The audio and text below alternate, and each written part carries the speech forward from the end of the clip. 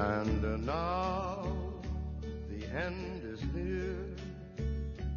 So it's 8:13 on a Wednesday here on the Michigan Insider on Sports Talk 1050 WTKA, online at WTKA.com. We're live here inside the Suburban Chevrolet Make the Choice Studios, and joining us as he does every single Wednesday, a guy who's going to sit in the chair for me on Friday as I go down to the Big Ten tournament is my man, my friend, my boy, Marcus Ray. You know him as number 29, the former captain. Former NFL player, former coach, now Big Ten analyst. I know him as my guy. What's up, Marcus? How you doing? Yeah, what's up, man? I'm good, doing well. Hope everything's good with you, too. Yeah, everything is good, Marcus, and I appreciate you coming in on Friday. Want to talk about some things that maybe you could get into more on Friday, but I was looking back at this season and seeing how it unfolded, and a parallel. One of the parallels that struck me was to your senior season, 1998. You guys are coming off a national championship. You lose your first couple of games, and at that point, the coaching staff kind of closes ranks. I remember them talking about how, they kind of put recruiting on the back burner and really focused on the team, almost exclusively on improving and getting better. And you did that. I look back at this season. Michigan starts off 6-4. Mitch McGary goes down, and covering recruiting like I do, it was clear that while they were still recruiting, it wasn't like they were all over the country. You go out in California as much, and down in Florida as much, and in past years we saw them California, Louisiana, all over the country. It seemed like at that point, 6-4 juncture, while they were still recruiting, it was much more of an emphasis on the team. The current team and getting it together, and we see the results. I wonder if you could take us back to 98 and see how that kind of helped you guys come together and have a really successful season.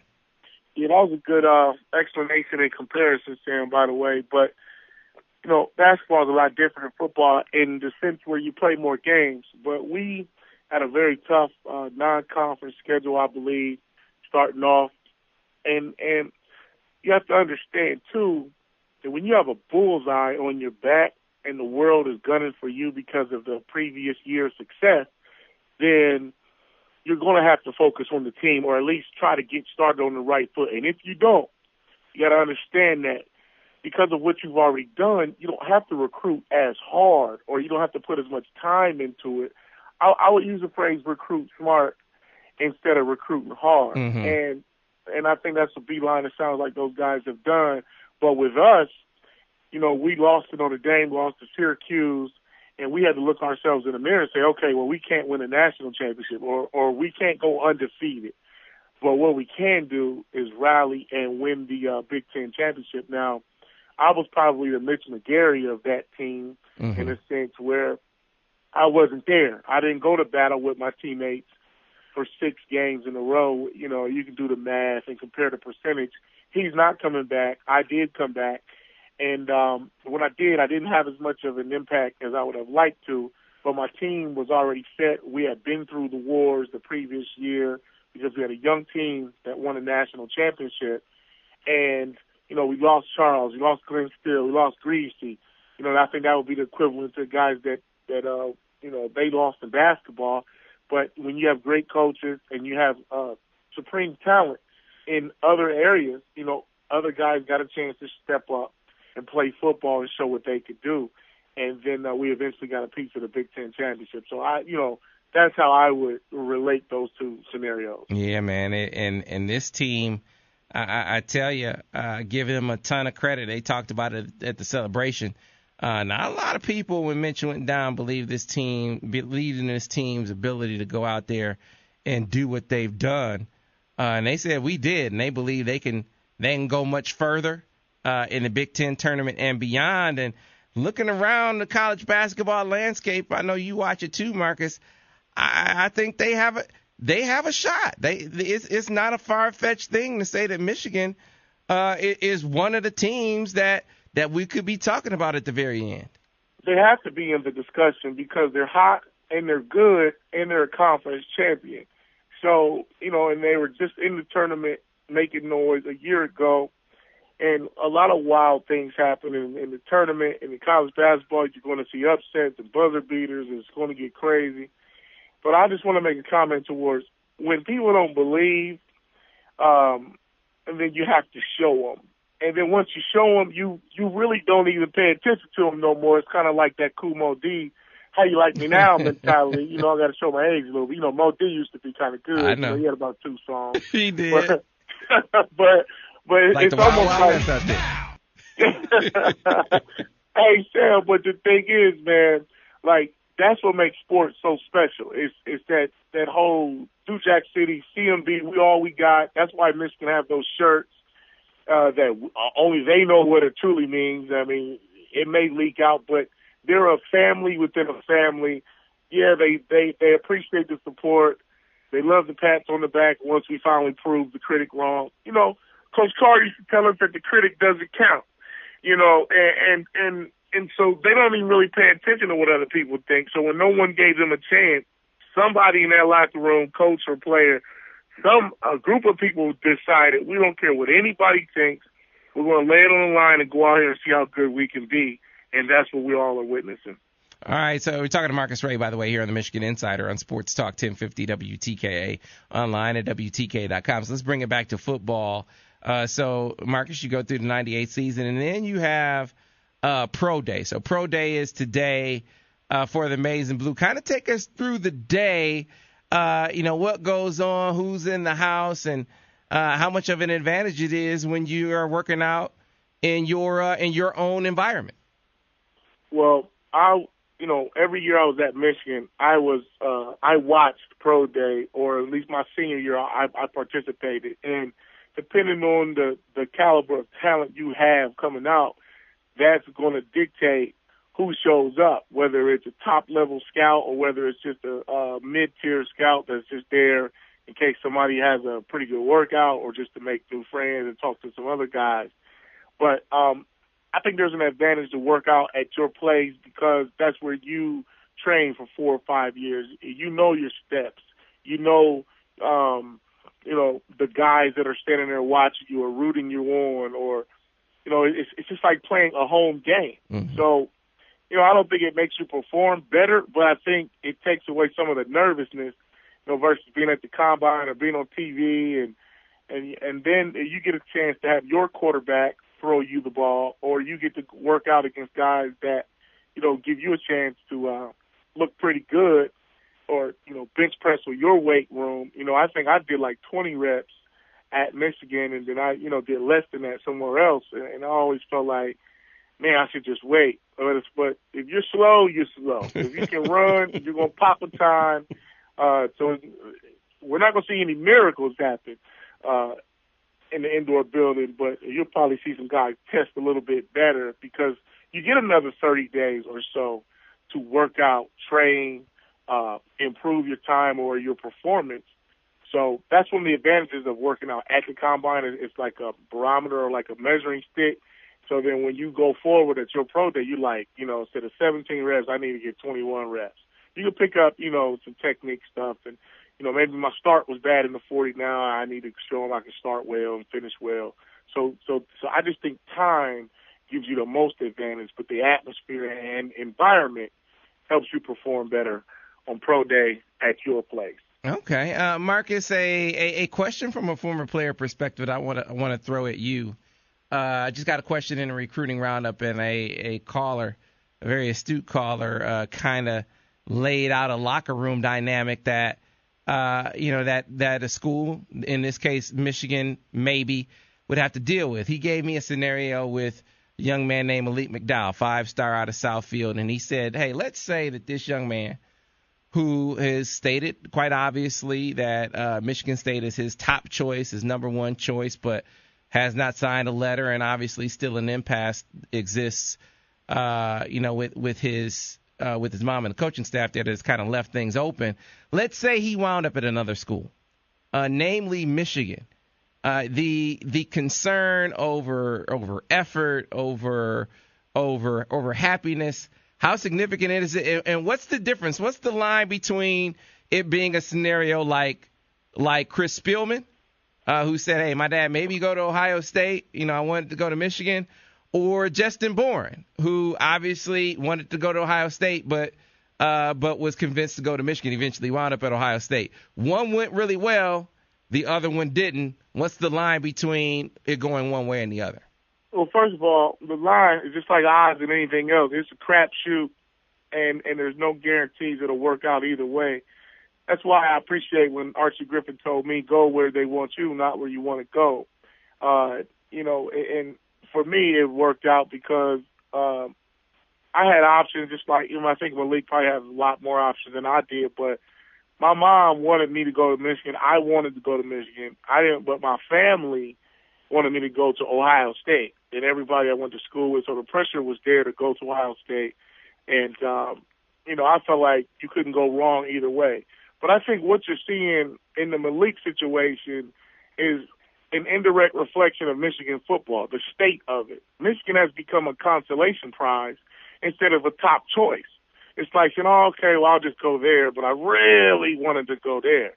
And, may he rest in peace. I think if Bo Schembechler was here, he would have walked in there, whether he was a coach or an administration, he would have told Brady Hoke, hey, this kid's not coming here. If he doesn't want to go to Michigan, and if he wants to go to Michigan State, then that's where he needs to go. Well, but Marcus, that's not what he did with Justin Bourne, because Justin Bourne wanted to go to Ohio State, and Bo said, no, you're going to Michigan. Yeah, but the X factor with that, though, too, was his daddy played here, actually went to my high school, one of the greats from Eastmore High School, and Mike.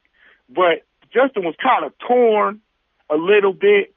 I mean, he grew up loving Ohio State, but it wasn't like Michigan was a consolation prize. It was kind of like, he probably talked it over with his pops. They came to some decision. Justin changed it. Justin made his own decision at the end of the day, believe it or not. And my Mike may have talked him into it, but there was no rift, no beef, no family, split up.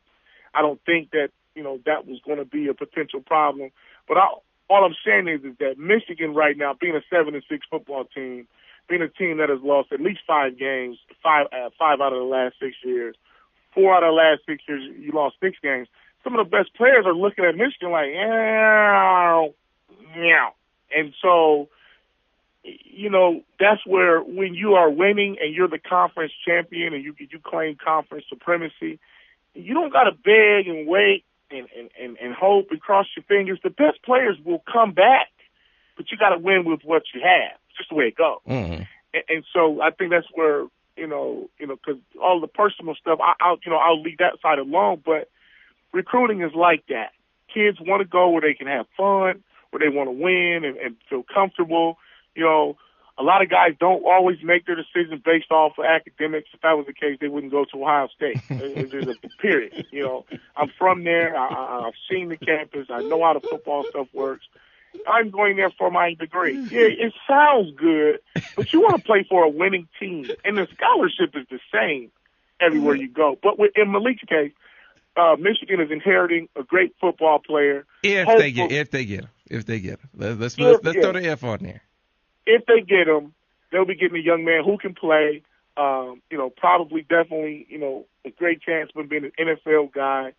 Michigan doesn't have that type of talent all over the field at every position, so they have to take them as they can get them. But I spent some time with Malik. He's a good kid. We had our conversation, about life, about football, about the whole thing, and I just feel like once he gets to Michigan, if he goes, and once he gets there, all of this will be water under the bridge because there's something about putting on that helmet and playing. And then as you get older, and I told him, when you're 27, you'll probably look back and say, man, that really worked itself out. And so that's what I'm kind of hoping for. I got you. Great stuff, as always, from, a guy who is part philosopher, man. That's what Raise the Light is. It's a book on philosophy. Hey, man, that's what it is. It's philosophy. That's the whole book. Or not just the book, but the books, the series. That's right. Of books from Marcus Ray. Hey, man, I guess I'd be remiss if I didn't ask you, if you talk to Charles, man, what's going on with his pro prospects, man? What's gonna what's going to come of him this year? You know, Charles is very secretive about his football endeavors, but he doesn't hide the fact that he loves playing the game. You know, Charles will play forever if they let him. It's not about the money. It's not even about winning a championship or being the best ever no more, I think, anymore. His numbers speak for themselves. I mean, he's had a historic career. He just loves playing football. And I don't think he's done in his mind. He always feels like he has more in the tank.